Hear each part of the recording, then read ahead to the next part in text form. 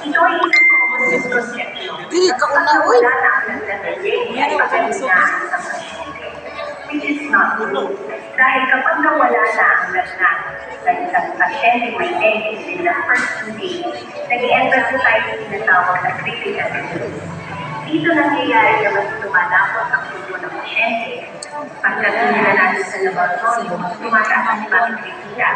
Dito rin, kukuha na mas bumababa ang platelet. At itong dalawang ito, kapag tumaan at hematocrit at bumaba ang platelet, nagkakaroon ng komplikasyon. Kami meeting room sa parte sa kanang sugot intensified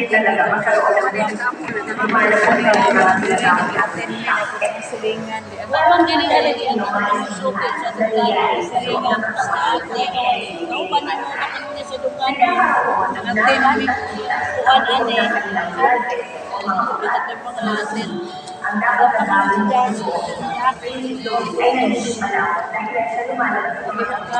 sa atin may meeting na kitapon pero diri barangay Rizal kay atin nga sa super intense hindi control program mo na kitapon diri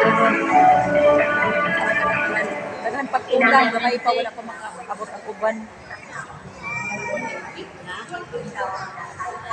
katulad nga matapay. Mingaw pa ang palibot, wala pa gyud magsugod, wala pa gyud uban. Aw. Salamat po.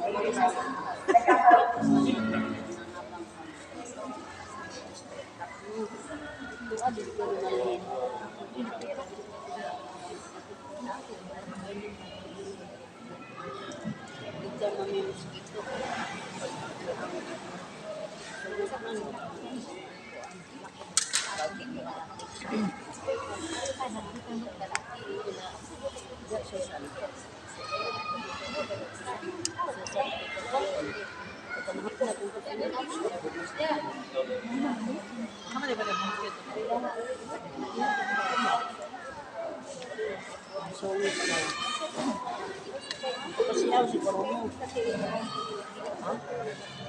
O dili arabo mo ang balo arabo.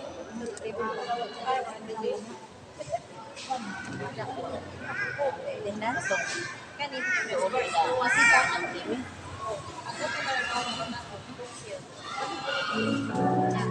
Oras ang nakahulog na gud wifi. Ching.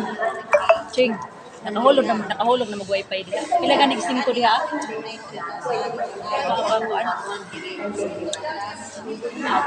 Manang hulog ang wifi ba kay para kusog kuan.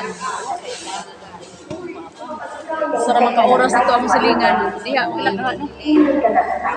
Pero hindi sa ibang kaya na type 2 disease. Ang problema, habang nagkakaroon ka o naging infection ng dengue virus, nagkakaroon ng mas severe infection ng mga ang dengue virus ay dulot ng kagat ng lamok na tinatawag na intravenous flow. Ang lamok na ito, kapag nakagatan sa pasyente, ay potensyal na makahawa